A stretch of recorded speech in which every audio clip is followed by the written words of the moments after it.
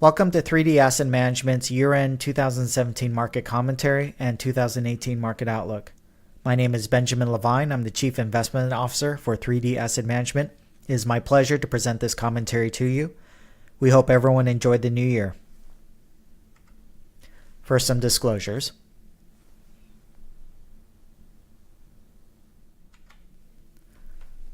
So let's start with the good stuff. What follows are the key issues facing investors in 2018, followed by a review of 2017 capital market performance, which we'll present later. 2017 proved yet again that forecasting macro regimes is difficult enough, but that predicting how asset classes, styles, risk categories would behave in the event a particular regime plays out is even more difficult. Forecasting the right regime and predicting how asset classes will behave in that regime means that failure in predicting either one can end up compounding the poor performance that may follow. And apart from betting against gold, one would not have expected growth style to outperform value, large caps to outperform small caps, a weaker US dollar, a flattening US yield curve, and record low volatility if one were betting on a surge in cyclical reflation. But this is how 2017 largely played out. Signs of cyclical reflation emerging worldwide throughout the year, but investors still pursuing the new normal playbook of chasing scarce growth and yield. The flattening of the 2 to 10-year U.S. Treasury yield curve suggests fixed income investors are not concerned about long-term inflation and expect the Federal Reserve to be near the end of its current rate hike schedule. Heading into 2018, even with expectations for tax reform to fuel domestic investment, many are still skeptical of this current economic cycle, which is already long in the tooth, experiencing a surge in economic growth. If cyclical reflation hasn't happened at this point, it seems less likely we'll see a pickup in economic growth to the 3 to 4% real GDP expected by the Trump administration. Nonetheless, we believe there are enough cyclical reflationary tailwinds to maintain the cycle and support earnings growth, which should also help global markets advance further from the strong performance we saw in 2017. But given the low risk premium environment, indicated by high equity valuations and narrow credit spreads, corporate fundamentals, whether earnings or cash flow growth, will likely determine total return as opposed to further narrowing of risk premiums via multiple expansion and even narrower credit spreads.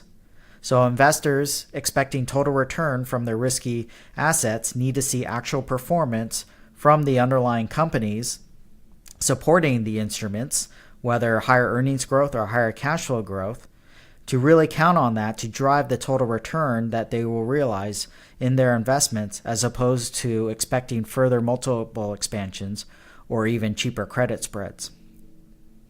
With respect to positioning, we favor maintaining exposures to factors that lagged in 2017, such as size or small cap, value, and dividend yield. For fixed income, we are underweight duration or with price sensitivity to changes in interest rates versus our intermediate term benchmark. We continue to favor investment grade credit, but don't see much value in speculative grade credit such as high yield and emerging market debt. In essence, we have a healthy backdrop, but investment per risk is priced with little margin for error. We actually need to see fundamentals drive the market performance this year. Because of valuations and narrow risk premiums, it won't take much to upset the apple cart. There is a debate about the magnitude and duration of the remaining leg of the cycle, and we list the 3 things here that will drive that debate. One is how much Fed rate tightening we will actually see relative to the neutral rate of interest. This we'll touch upon in a minute. Second is how are corporations going to respond to the new tax regime? What are they going to do with their newfound largesse that they're going to experience via lower corporate tax rates and one-time repatriation of overseas profits? Are they going to invest it domestically for future growth, for future competitiveness? Or are they going to return it to shareholders via buybacks and dividends? And then third is how is China going to manage its debt burden and its ability to minimize the drawdown of foreign exchange reserves as that country continues to see domestic capital flight. This we believe is a longer term issue, but something that we will touch upon later in our presentation because how China manages its debt burden will have global implications. So the theme of our market commentary is what we call recalibrating the cycle. And it follows up on a theme based on an article we wrote in mid-December called The New Neutral. We believe this is where we discuss the Fed's challenge in recalibrating short-term rates to where it believes the natural rate of interest resides. Now, the natural rate of interest is that theoretical level of interest rates that supports an expanding economy without causing rampant inflation. There are two forces that are contending with each other, though. The first is the fiscal boost from the Trump administration initiatives, whether from deregulation or tax reform, as well as a global economy that has been catching up to the U.S. for the last couple of years. But that's running up against the second force, which is the fact that we mentioned earlier, is that our current expansion is pretty long in the tooth, going all the way back to the 2008 financial crisis. And the U.S. economy is already operating at full employment, while the world is still wrestling from the effects of the financial collapse, what we call the new normal secular disinflation. And these are longer-term forces that have been at play, such as an aging population, high debt burdens, and global excess production.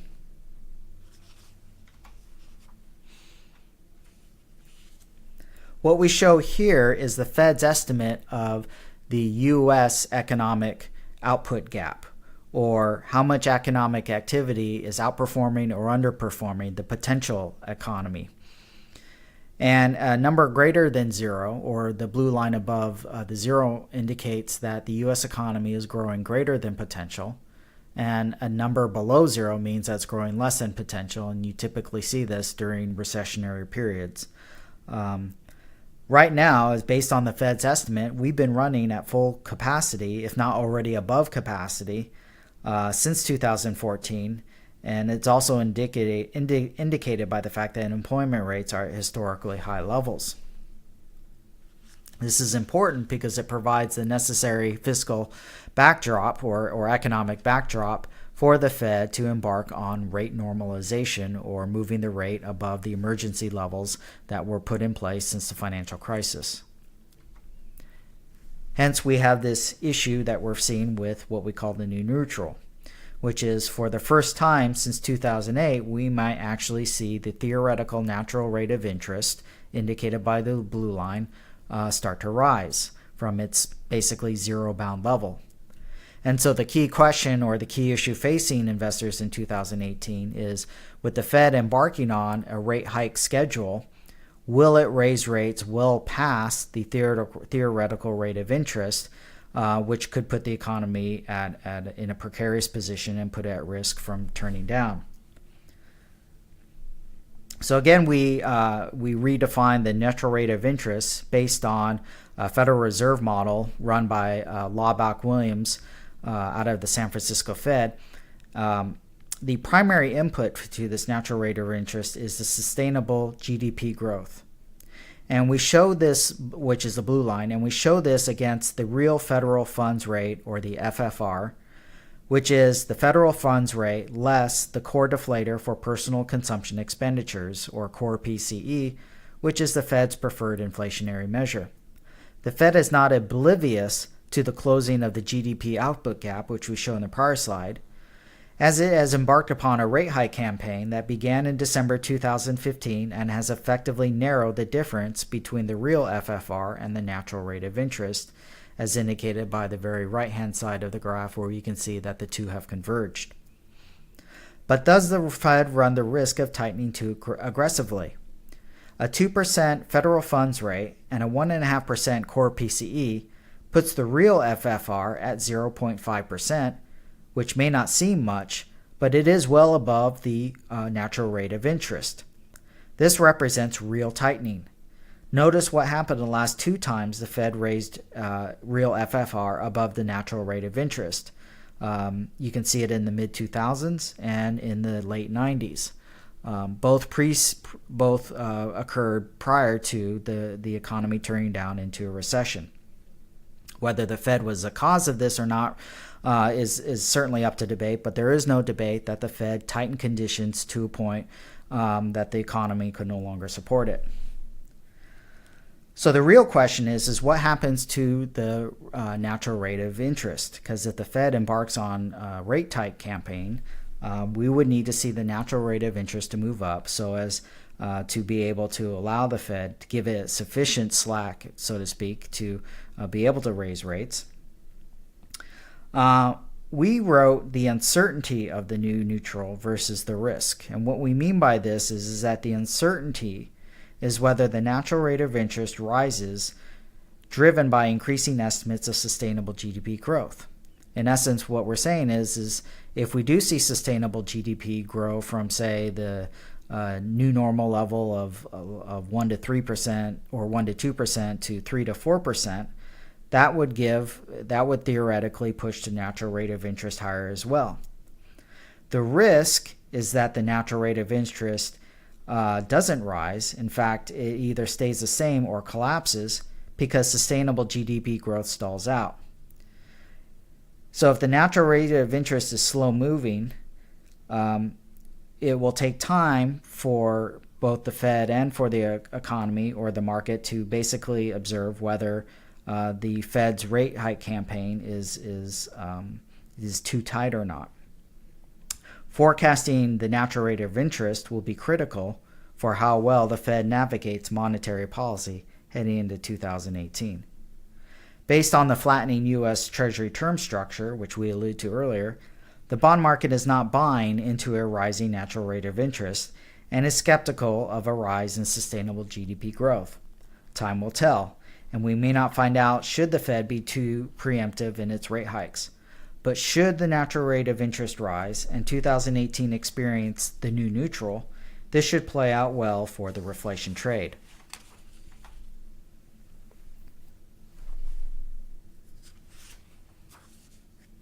So is this as good as it gets?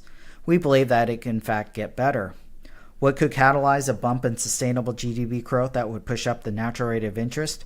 Well, for one, U.S. business sentiment continues to trend higher as reflected in manufacturing and services surveys, as well as capital spending tracked by the regional Federal Reserve surveys, which we show here in the graphs. The left shows the longer-term trend and the right-hand side shows the trailing year. Yet economists still believe that real GDP will continue to track 2 to 3% over the next 3 years. Currently, it's tracking 2.5% based on the latest 2017 GDP release. But this is hardly a prescription for the 3 to 4% GDP growth aspired by the Trump administration. Apart from the failure to undo Obamacare, the Trump administration has largely delivered on conservative priorities over the course of the first year, particularly in its regulatory rollbacks. In addition, the Republican Congress pushed through one of their main party platform priorities by passing tax reform legislation designed to make the business tax environment more competitive with the rest of the world. It remains to be seen whether we will see a boost in aggregate demand that would be sufficient enough for a sustainable upward push in prices. The tax reform legislation's main purpose was to make U.S. and the cost of investing in the U.S. more competitive with the rest of the world. And the rest of the world is starting to take note.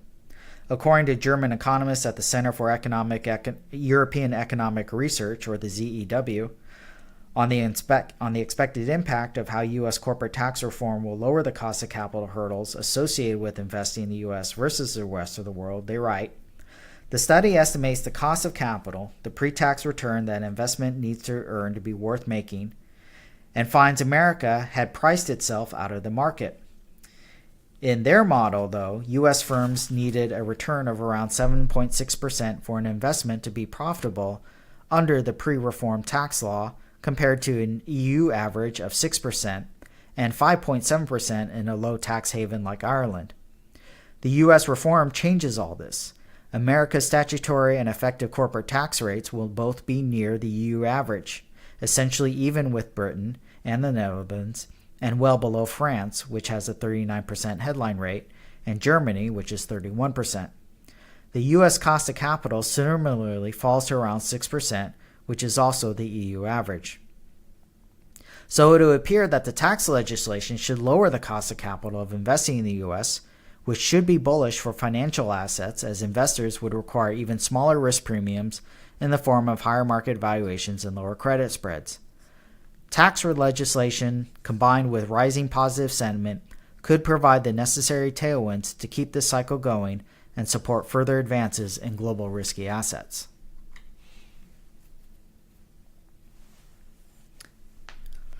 We refer viewers of this presentation to UC San Diego and fellow Triton, Associate Professor Victor Shi, who authored Factions and Finance in China, Elite Conflict and Inflation, and more recently published an ominous report titled Financial Instability in China, Possible Pathways and Their Likelihood, concerning China's growing debt burden. We highlight this as one of the risks facing investors not just this year, but perhaps beyond until some correction is demonstrated.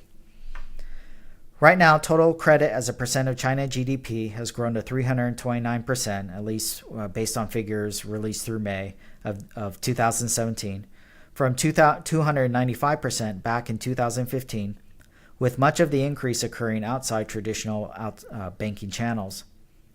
What makes this debt load unsustainable over the long run is the cost or the interest expense of servicing that debt versus economic output.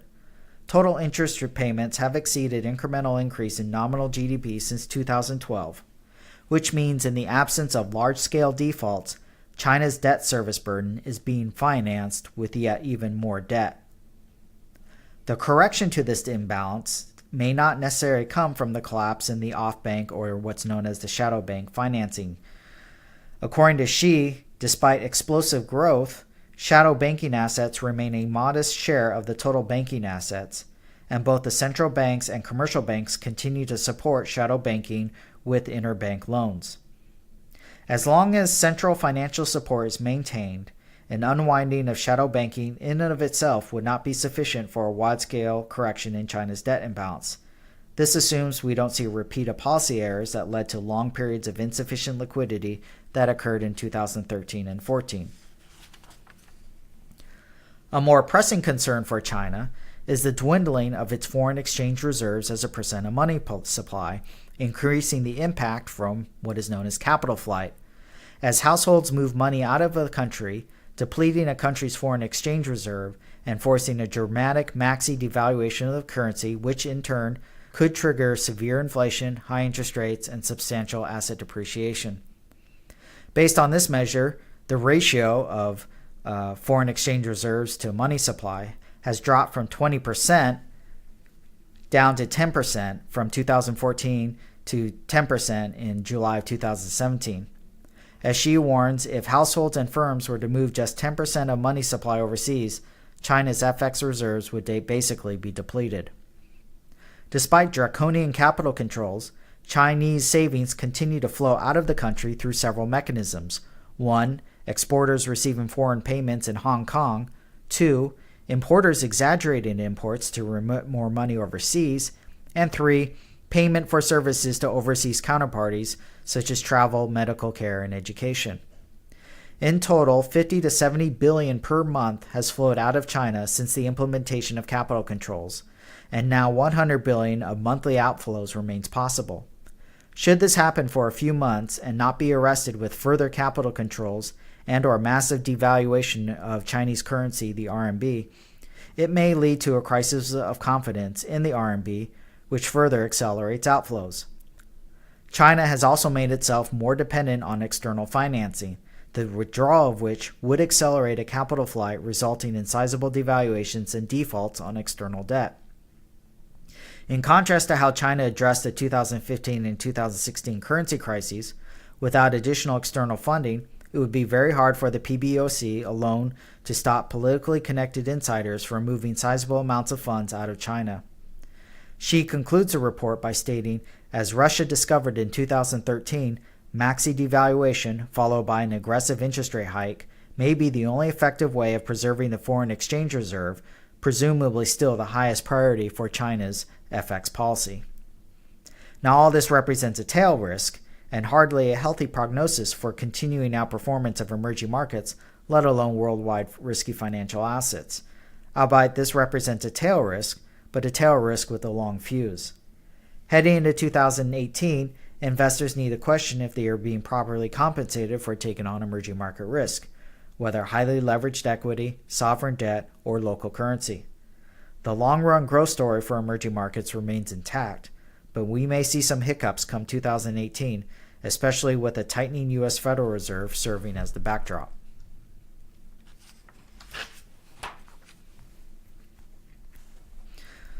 So we highlight what we believe are the key short-term risks for 2018 and perhaps beyond. One is obviously we say the political atmosphere.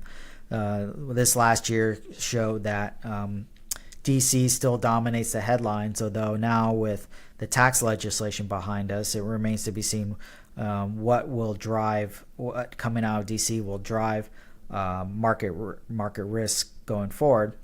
But the political atmosphere certainly remains a key risk. Or as Jim Grant from Grant's Interest Rate Observer has branded our current president, the avatar of tail risk.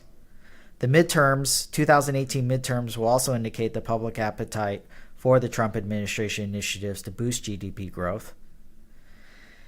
And, as we mentioned earlier, clarity of the Fed rate hikes. The consensus right now is roughly 3 rate hikes throughout the rest of the year, which would effectively put the Fed funds rate at around the 1.75 to 2% range.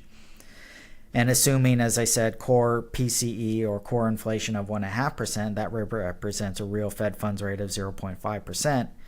We mentioned that by itself may not seem a lot, but considering that the theoretical rate of interest has been around 0, that does represent some real tightening that we will be seeing for the first time really since the financial crisis. And then how China manages its debt imbalances without engineering major capital flight, well, that also represents a risk. And we saw that bubble to the surface in both August of 2015 and January, February of 2016, the last 2 times the Chinese government devalued their currency and disrupted the markets. Overall, narrower risk premiums, whether equity valuations or credit spreads, reflect a tightly coiled market susceptible to any hint of trouble, whether geopolitical, inflation, deflation, or Trump. Those shorting in volatility in 2017 have been handsomely rewarded for underwriting the risk of a market meltdown. However, as we stated above, the macro backdrop remains largely supportive of risk-taking, but it is a matter of identifying those areas in the market with more attractive risk premiums. Rate volatility should remain subdued, barring any inflationary surprise. But fixed income investors could be spooked by an outbreak in inflation and whether the Fed is falling behind the inflationary curve or not. This could lead to a panic sell-off in long-term bonds. In this scenario, investors would want to underweight duration or interest rate sensitivity, as well as what's called convexity or prepayment risk. It's the risk where your short duration asset turns into a long duration asset overnight as the prepayment option that the borrower has is no longer in the money, so to speak, because rates are higher. Beneficiaries of late cycle reflation would include value style of investing and perhaps hard assets such as commodities. What strategies that could be at risk are ones that focus on high quality and profitability, given a mix of premium valuations and record high margins potentially at risk due to rising input costs. Small caps should also perform well in the late cycle reflation, but their performance could be tempered by high valuations.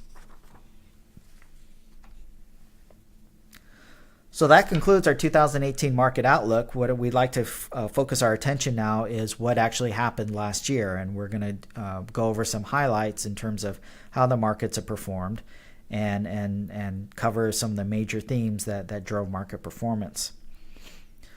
So 2017, for the first time, saw the rest of the world outperform the U.S., something that hasn't occurred for quite a while, especially since the financial crisis. We saw international markets outperform the U.S., although a lot of this outperformance came from a weak U.S. dollar. The dollar spot index, or the DXY, was down 10% for the year. 2017 also witnessed multiple expansion, with most major markets trading at or near their 10-year highs on forward PEs. 10-year Treasury yields ended the year right around where they began the year, which is around the 2.4–2.45% range. In effect, investment-grade fixed-income investors earned their coupon in 2017, unlike prior years where a large part of their total return came from lower rates. High yield outperformed and emerging market debt performed well in 2017, riding the coattails of strong global equity markets. Commodities performed well as oil prices had recovered to the $50 barrel range, as well as renewed demand for industrial metals out of China. So looking back at the last year, we can see clearly that there was a large performance gap that opened up between the S&P 500 and the S&P 600. These are proxies for U.S. large cap stocks versus small cap stocks. And on the right-hand side, we show the performance of pure growth versus pure value. And for investors, particularly ones that are aligned with the DFA style of investing or dimensional fund advisors style of investing, small cap value didn't have a really good year. It was up on an absolute basis, but underperformed the large cap growth segment of the market. Despite cyclical reflation taking hold, or at least signs of it taking hold, investors showed a clear preference for large cap stocks as well as for growth stocks. However, I would mention that this outperformance of large cap growth was really concentrated in one sector, and that was technology. To even keep up with the S&P this year, one had to be well overweight technology.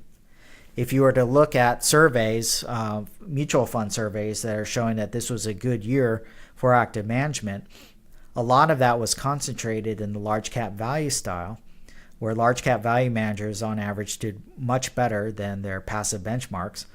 But looking into their portfolio holdings, you can see that a lot of those managers in fact held sizable overweights to the technology sector.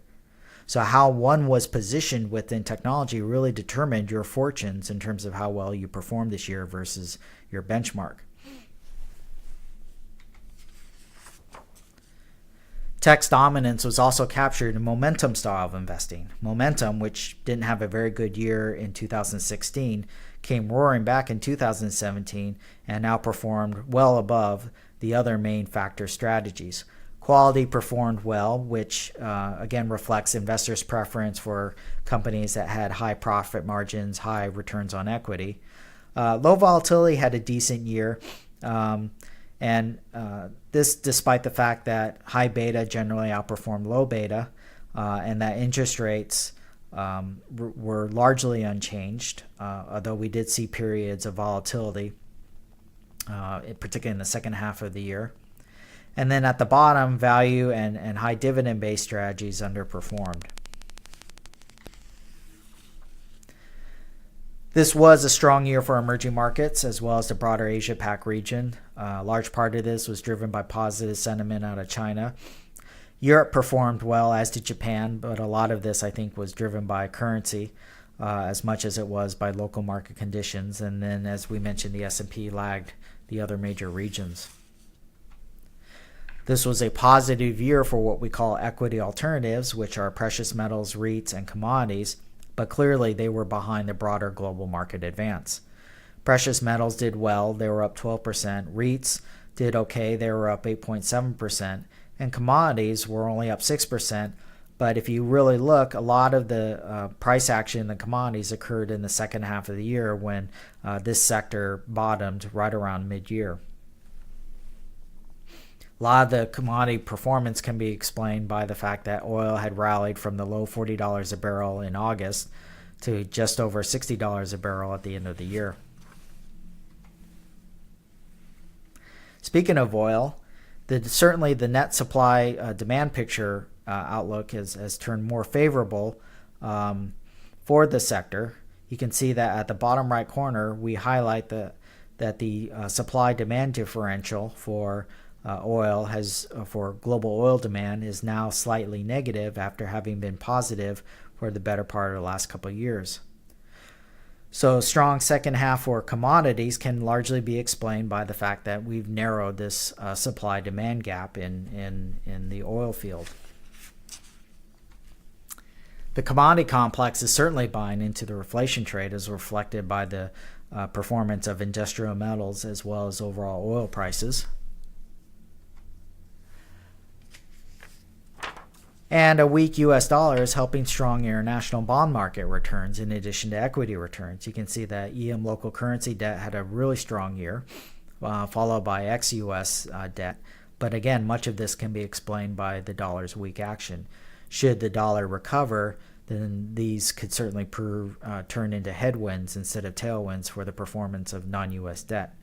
U.S. high yield had a fairly steady year, up 7.5%. As we mentioned, it largely rode the coattails of the strong global equity markets. And an investment grade, or the Barclays Aggregate Bond Index, was up 3.5%. This is actually a pretty good return considering that long-term interest rates largely remained unchanged, even though short-term rates had risen. Narrower credit spreads also suggest that we might be in a lower expected return environment for credit going forward.